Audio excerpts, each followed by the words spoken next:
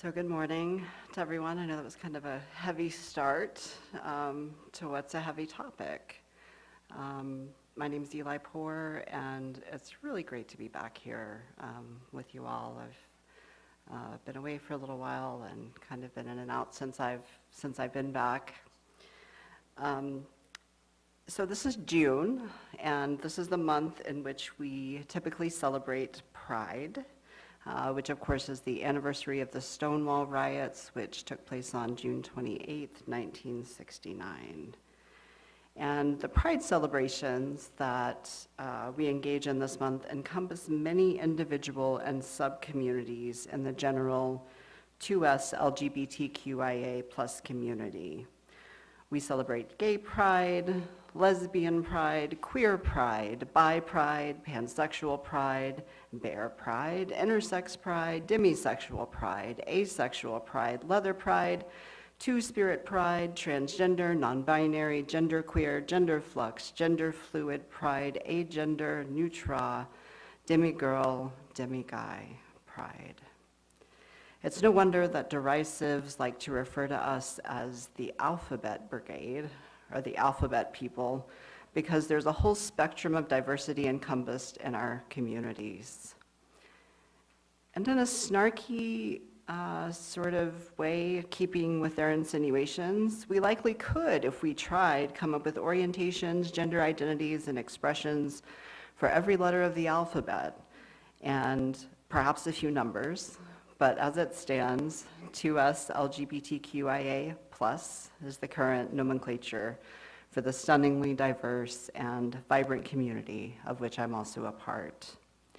2S LGBTQIA plus, because if we called ourselves the 4 A, B, C, D, E, F, 8, G, H, 3, I, J, K, L, M, N, O, 2, P, Q, R, S, 5 TUVWXYZ star plus community, well, now that just seems like we're showing off. So today, I have to warn you, I have a lot to say about this, and I think it's a really important topic, so we may be pretending like we're Baptists or Pentecostals, and we might be in church for a little bit this morning, but I promise you I won't go too far over. So we'll be talking about the T on the trans community, and specifically regarding universalism. So first I want to talk a little bit about the language that I'm going to be using, because words are important and powerful, as we know. And this language isn't about controlling or restricting anyone's free speech. It's not about being politically correct, just tell me what to say and I'll say it. It's more about moving towards using language that honors and cares for our neighbors.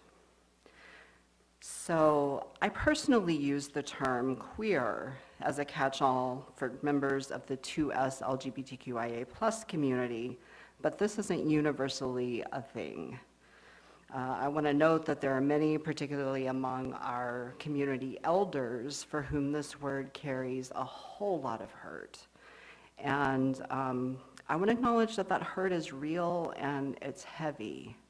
I too have had this world hurled in my direction by bigots in my lifetime. It feels pretty awful.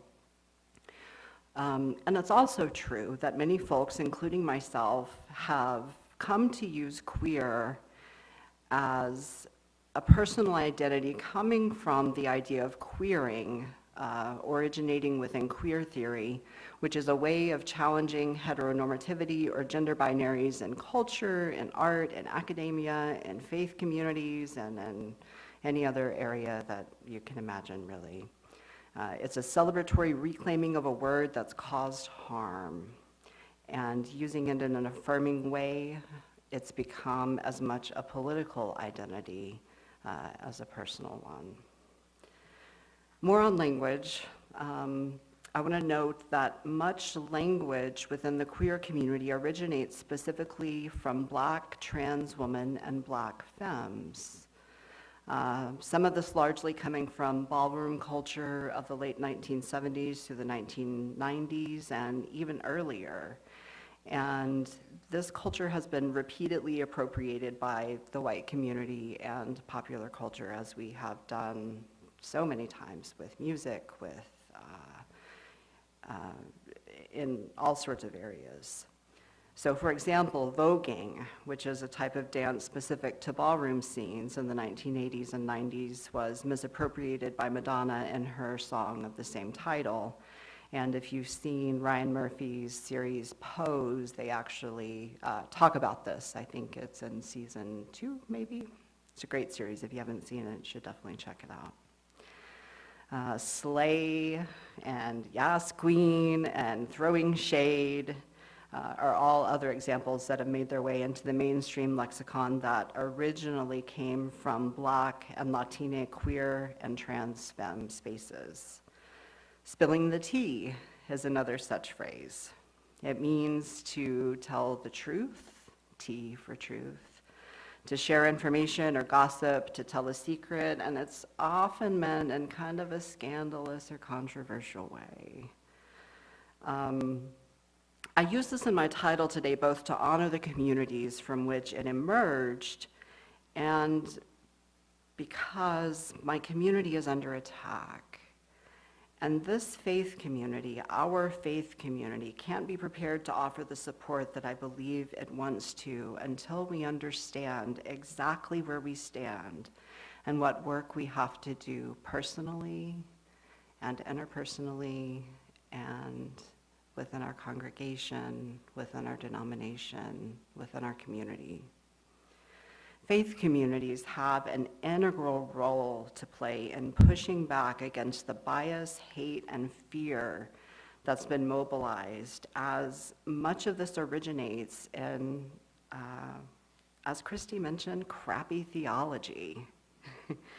We have to become aware of the ways in which we have work to do before we can be effective in doing this work, and pushing against bad theology with good theology is a powerful way to combat this onslaught. A little bit more on this later. So one other note, I'm going to assume that there's a wide variety of comfort and understanding around trans and gender expansive identities and what it means to have one of the many identities, one or more of the many identities under the trans umbrella. And because I couldn't begin to address all of the nuances here, I just want to encourage you to seek out information and educate yourself. The Transforming Hearts Collective is a UU course that explores trans identities from a UU perspective. It's created by trans UUs. It's a great program. There's also information on transequality.org, the National Center for Trans Equality's website, and also the Trust website and blog. Trust is the trans religious professional organization of which I'm also a member. Also, you can email me and I'd be happy to send out some more resources. And Google is our friend too. So for the sake of some understanding, I'd like to share a bit of my own personal story. Though I've been a part of the LGBTQIA plus community probably since I could name the letters, and I have always felt a sense of my own transness. However, I've not always had an understanding of what it meant in terms of being outside the male-female gender binary. My personal understanding of this aspect of my identity is relatively new, and some of you who have known me since I've been here have kind of witnessed that evolution. It evolved within the last 8 years or so, and it continues to evolve. And that's what's so beautiful about it, stepping outside of the spectrum and exploring the nuances. It seems silly now, but previously I didn't understand the difference between sexuality, or who one is attracted to, and gender identity, the way that we understand and experience our own sense of gender, which may or may not align with our sex at birth. And I mention this because I know a lot of people have trouble with this distinction. Gender is not about genitals or attraction. I identified as gay, not necessarily as a lesbian. I wasn't comfortable with that language because I've never felt fully female. I've fluctuated throughout my lifetime, presenting more masculine at times to occasionally somewhat femme, all the time really being drawn to the concept of androgyny and subverting gender norms. I was fascinated with masculine dress, with suits and hats and suspenders, I still am, and sort of this idea of blurring male and female. And this was stirred in me from a pretty early age. I was attracted to people like Annie Lennox, David Bowie, Kurt Cobain, Prince, Grace Jones, Freddie Mercury, Robert Smith of The Cure, Tilda Swinton, all gender-bending figures. In the trans community, we call the realization of our transness as cracking our egg, right? I don't know where that originates from. It's kind of odd, but it is what it is. A conversation with a trans friend about her experience, which I'm grateful that she was so open and sharing, cracked my egg. She was talking about how she was attracted to women after her transition, as she had always been, and for some reason I assumed that she would have been attracted to men. This was wrong. I had an understanding of transness, of basically feeling like you were in the wrong body somehow, which is not entirely untrue, but like many, I hadn't been able to separate that idea from sexuality and gender identity until then. And for the next several days, I couldn't stop thinking about it. Something about this new knowledge stirred something in my bones. It made complete sense to me, and I knew there was a word for what I felt as long as I can remember, this feeling of sort of being in between male or female, but parts of both in some ways. So I started researching gender fluidity and gender queerness, trans and non-binary and androgynous identities, and coming to terms with who I really am, my authentic gender identity. Now, while I am what we call AFAB, or assigned female at birth, I am one of those people for whom my biological gender is different from my gender identity. To be clear, no one in the trans community is trying to argue against biological sex. People are born with certain parts, or a combination sometimes, and can be assigned male, female, or intersex at birth. The issue is, in relatively rare cases that have become increasingly visible, these parts don't always line up with our perceived identity, which creates a sense of dissonance and discomfort at varying levels, which is known as dysphoria. So we know that sexuality isn't a binary. People aren't simply gay or straight. There's a whole spectrum of attraction, some of which you may have not heard of. There are demisexuals, people who are attracted to people only once they have an emotional bond. There are sapiosexuals for whom intellectual connection is important and may be attracted to people of all genders based on that connection. There are bi and pansexuals who may be attracted to all genders. Scoliosexuals are attracted to trans and gender expansive people. There are asexuals who do not necessarily experience sexual attraction, though they may experience romantic attraction. And there is a differentiation between the two. Then there are people who experience sexual attraction but not romantic attraction, who are aromantic, meaning they experience romantic attraction, experience sexual attraction, not romantic attraction. There are people also who consider themselves to be mostly straight but might be homoromantic. Meaning they experience romantic attraction to those of the same gender, but not necessarily sexual attraction. I could go on here with the complexity and nuance, but I think you get the point, and I encourage you to explore all of these for yourself. It really is fascinating. Similarly, gender is not a binary. And again, sure, we have biological gender, the subjective way we experience our gender. It isn't just pink for girls and blue for boys, or the opposite if we were in the 20s, but there's a whole spectrum. There are people like myself who feel somewhat like male, female, demiguys or demigirls. There are those who identify as agender, having no gender at all. There are those who identify as androgynous, could be a little of both, neither, genderqueer, gender fluid, meaning it changes. And there are non-binary people like myself who reject the whole notion of the binary and don't find it helpful in delineating our experience of our gender. And gender is just that, the way we choose to express ourselves. It's personal, unique, it might change over time, but it's never up for debate. The way we identify gender and express it can be different too. And this is why we have the terms gender identity and gender expression. And of course, the gender binary is a social construct anyway, right? And if you need any proof of this, just take a visit to a children's toy section and gander at all the trucks and swords for boys and the baby dolls and kitchen sets for girls. The point is, there's much more to all of us than just male or female, gay or straight, and this isn't new. We've been around for a long, long time. In many cultures, we've been revered as having special spiritual, artistic, shamanic, healing, or other types of gifts. Before I elaborate further, I think it's important to note that these indigenous cultures are far from a monolith. There's thousands of them. And they exist within a specific non-Western context that doesn't apply or interact with Western norms in quite the same way. So they may not necessarily translate to our understandings, our Western understandings of gender identity, but there's relevance there. Also, these cultures are very much alive today. Often when we talk about indigenous cultures, folks make the mistake of implying that they're no longer around. Indigenous communities are not a relic of the past. They're here, they're vibrant, they're continuing to grow and evolve. So just some examples of some gender expansive folks from other cultures. From the Zapotec people living around Juchitán, Mexico, where their ancestors include the Maya with their mixed gender deities, as well as a mix of cross-dressing Aztec priests.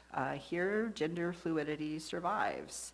The Muxés are neither male nor female, but live in a category between the two reserved for people who were assigned male at birth, but have been drawn their entire lives to living as a woman. Not all Muxés express their identity the same way. Some take hormones, some prefer to wear male clothing, and some are in between. Community acceptance is not unanimous due to the influence of colonialist religious bias, but it is quite prevalent, with many in the community believing that the Muxés have special intellectual and artistic talents. Also, for indigenous Hawaiians, there's traditionally a third gender called maho. Maho embody both masculine and feminine and are viewed as teachers and healers who pass on sacred generational knowledge. Also, for the Maori people in so-named New Zealand, I'm going to try my best to pronounce this. I couldn't find a native speaker. Takatapui refers to an intimate relationship between two people of the same sex and is used along with queer to denote a same-sex preference. Again, different from gender, but still relevant. And then in the US, alternative genders and sexualities exist among the Creek or Muskogee, the Chickasaw and the Cherokee or Kituwa, also in the Navajo or Dene cultures. I'm going to do my best here again. The Nadlehi means the changing one, and it indicates someone who is neither male nor female in appearance. I find it interesting that this latter word retains those impressions of fluidity. And finally, in Osage, Omaha, Kansa, and Oto languages, the term Mixuga literally means moon instructed, referring to the distinct abilities and identity that the moon conferred upon gender expansive people in these tribes.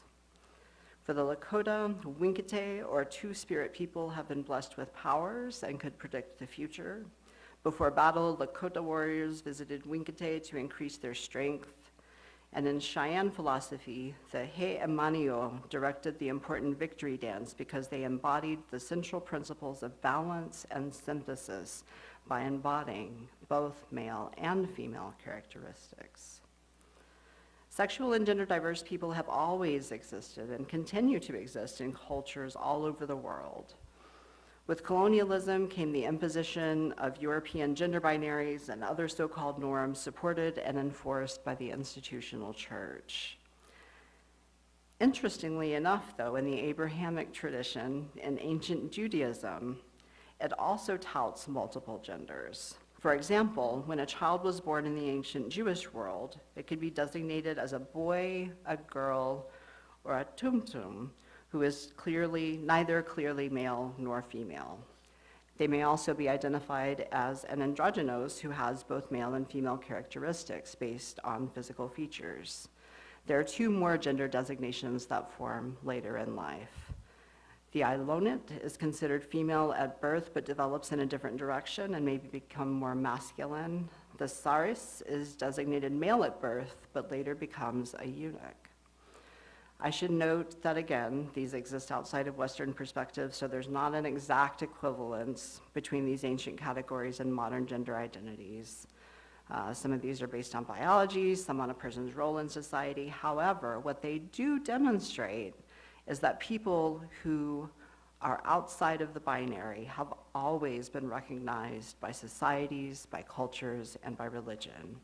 We're not a trend due to the influence of social media or a result of some sort of leftist brainwashing. As long as humans have been, we have been too. Interestingly, Jewish culture sees us as so ancient that according to one 5th century interpretation of the Bible, the very first human being, Adam, a name which comes from the Hebrew Adamah, which means earth, so the word Adam, rather than being a proper name, translates more closely to earth being, was actually an androgynous. This explains why in one of the two creation stories in Genesis, the text reads, "And God created humankind in the divine image, creating it in the image of God," referring to Adam, the first person, with a singular pronoun. But then the very same verse says, "creating them male and female." This is from chapter 1, verse 27. And them, in this ancient interpretation, refers to Adam, a single person who is both male and female. Many scholars believe this. In other words, this reading of the creation story, the first human being is described with singular they pronoun to express the multiplicity of their gender. Similarly, references for the divine use singular they pronouns in original Hebrew translations. Further in the Mishnah, the oldest and by many accounts the most authoritative source of Jewish legal theory, it was composed around the 2nd century, we learn that anyone who kills or harms an androgynous, either accidentally or on purpose, is subject to the exact same ramifications as someone who hurts a binary man or woman. The chapter ends with a conversation about whether the androgynous is more like men or more like women. And one of the sages, Rabbi Yossi, suggests that, and I love this so much, he is a created being of her own. He is a created being of her own. Transgender and sexually diverse beings exist in the animal kingdom as well. The Association of Zoos and Aquariums reports that over 1,500 species have been observed with, quote, non-heteronormative and/or gender-based expressions. Countless fish change sex at different points in their lives for varying reasons. A population of lionesses in Botswana have grown manes and engage in stereotypical male behavior. Bluegill sunfish have 4 morphological categories which can reflect 4 different genders. Intersex savanna baboons have become highest ranking and most powerful troop members. Intersex black and grizzly bears have produced cubs. The California sheephead fish is born female, then can become male later on in life. Clownfish, also, Nemo, are born hermaphrodites and live in schools headed by a female, seconded by a submissive male with whom she mates, with all the other fish in the school being male. And when the dominant female dies, her mate takes her place, and what does he do? He changes his sex to female. Transness, gender expansiveness, and sexualities outside of heterosexuality are not a new phenomenon. It's existed as long as the world has in the natural world and in the human world. We're only now becoming more visible, and more people have had the courage to share their stories, to tell their own truths. More people, just like I did years ago, are hearing their own stories in the echoes of those told by others. We are seeing our own reflections in one another's faces, and it's a beautiful and holy thing. So, Unitarian Universalists. As a tradition, we pride ourselves on our progressivism, particularly with regard to social causes. We've been actively involved in slavery abolition movements and women's suffrage, women's equality, access to birth control and abortion, in the civil rights movements. We marched in Selma alongside Dr. King. We've attended anti-war rallies. We've been involved in innumerable grassroots causes. There were Unitarian Universalists with Cesar Chavez. There were Unitarian Universalists at Standing Rock, at Occupy Wall Street, at the Women's March on Washington, at marriage equality marches. We have a long and proud tradition for standing up for the worth and dignity of all people, which is enshrined in our first principle. We also now have an eighth principle that many UU congregations have chosen to adopt. It states, we covenant to affirm and promote journeying towards spiritual wholeness by working to build a diverse, multicultural, beloved community by our actions that accountably dismantle racism and other oppressions in ourselves and in our institutions. This also includes trans and homophobia, ableism, and more. At the same time, I think that sometimes because of our progressivism and because we've been so ahead of the curve in so many ways, we tend to be less willing to address some of our shortcomings or work on some of the work that we have to do when that arises. Could we, after all, have done something to support white supremacy? The short answer, yes, we do every day. Could we hold class bias? Again, yes. How many among our congregations are not middle to upper middle class, white, and educated? How many have been on food stamps? How many have not known where they might sleep or if they would have had enough food for the next day?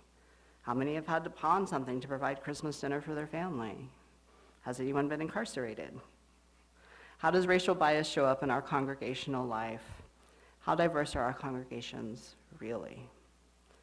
How are we upholding the leadership of Black, Indigenous, and people of color? How are we upholding the leadership and voices of trans and gender nonconforming people? Are we actively practicing the welcoming of the 2S LGBTQIA+ community, or do we just put rainbows on our doors? It's kind of a stiff question. What are trans and other people outside of the white, Euro-American, middle to upper class, educated, cis heteropatriarchal so-called norms saying about and within our congregations? And more importantly, are these groups being represented, particularly in leadership positions? These are hard questions, and they don't have any easy answers. And the work we have to do together is hard. Because after all, it's one thing to have an ideal and quite another to have a practice. And beloveds, regarding many communities on the margins, unfortunately, there's too large a gulf between our ideas and practices, not just here, but denominationally. We have to do better, not because it's easier, because we don't want to besmirch our good progressive name, but because our faith calls on us to do this work. We have to look to those who are being left out and left behind and not only welcome them into the circle, but lift them up as holy within it. We are intimately connected to one another, and those who are most at the margins are most harmed by unjust institutions, and all of that ultimately harms all of us. Our beloved community is incomplete without all members being present. So here's the tea. Dear friends, here's the hard truth. We got some work to do. While we're ahead of the pack in many ways, we have to endeavor to make our spaces more loving, more welcoming, and more inclusive for our trans and community members. If we're not practicing inclusion, if we're not challenging ourselves and asking the hard questions, then we risk complacency at best and active harm at worst. In the Christian world, the saying is, faith without works is dead. If we're not doing the hard, welcoming, and inclusive work as a spiritual community, what are we doing? So just this year, according to the Trans Legislation Tracker, not Tractor, more than 450 bills, this is updated information from what I presented earlier, 450 bills in 44 states have been filed that make it harder for trans and gender nonconforming youth to get the care they need to survive. It's not being transgender or gender nonconforming or non-binary that kills people, including trans kids. It's the result of bias and ostracization that we face in our struggle simply to be who we are. Young people are being disproportionately targeted in these bills in the interest of protecting them, which ends up barring them from what amounts to life-saving medical interventions. And contrary to media controversy, surgical interventions are not routine for people under age 18. What is typically offered are puberty blockers and access to hormones which decrease gender dysphoria, depression, and risk of suicide. Here in Texas, the state went so far as to prevent youth from accessing even the puberty blockers, resulting in the likelihood of these youth developing dysphoria-inducing secondary sex characteristics that they will live with their whole lives, rather than allowing them to at least push the pause button while they decide on next steps. In a 2022 survey by the 2S LGBTQIA+ suicide prevention organization, the Trevor Project, more than half of young people in the United States who are transgender and non-binary seriously considered suicide in the past year. This figure is staggering. But the Trevor Project's data also gives a clue as to what might save lives as well. The same survey found that trans and non-binary youth who report having their pronouns respected by all or most of the people in their life attempted suicide at half the rate of those who didn't. Half. Pronouns matter.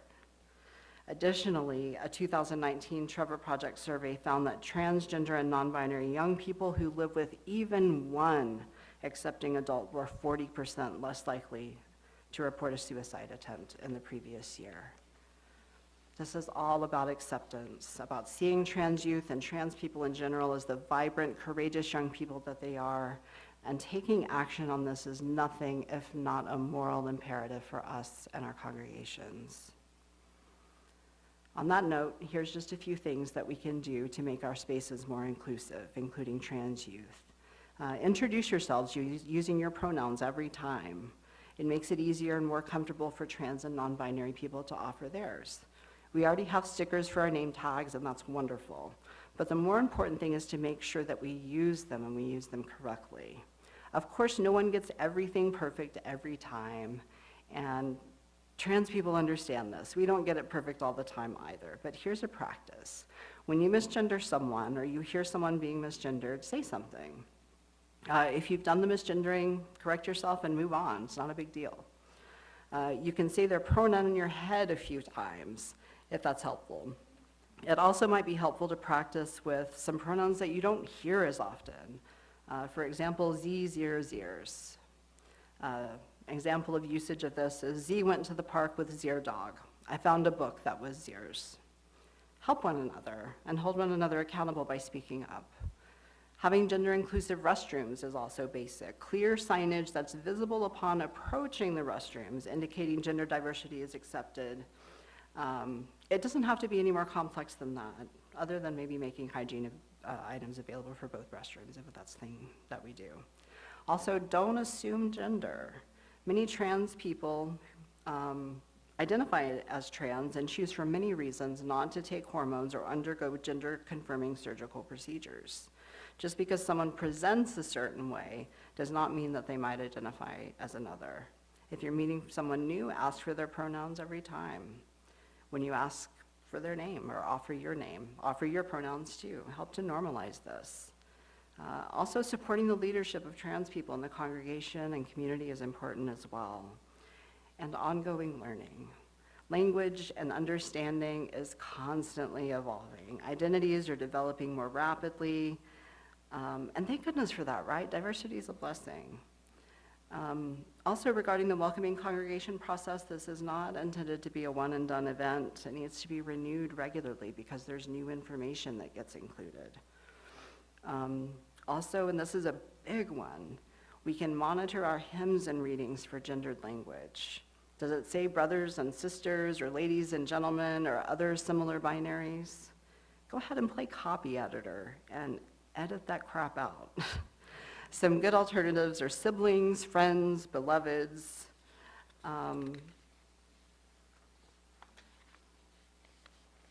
Showing up to support the activities or taking up special donations for trans-supported organizations is another way to support. On the legislative side, with all of these anti-trans bills that are sweeping the country, including in our state, you can support, of course, by calling your local representatives, getting out to vote. If you're feeling passionate, get connected with the Texas UU Justice Ministry. Erin Walters preached here a couple times, and she's now the executive director, and they're doing fantastic work. Supporting trans youth is particularly tremendous. It can be life-changing for these kids to have a spiritual community telling them not only are they worthy, but they are good and holy. There's nothing wrong with them. Vocally countering this bias in the name of religion is another way to get involved, and perhaps one of the most important for us. We are creative, courageous, and compassionate people of faith. And I believe that people need to hear our message.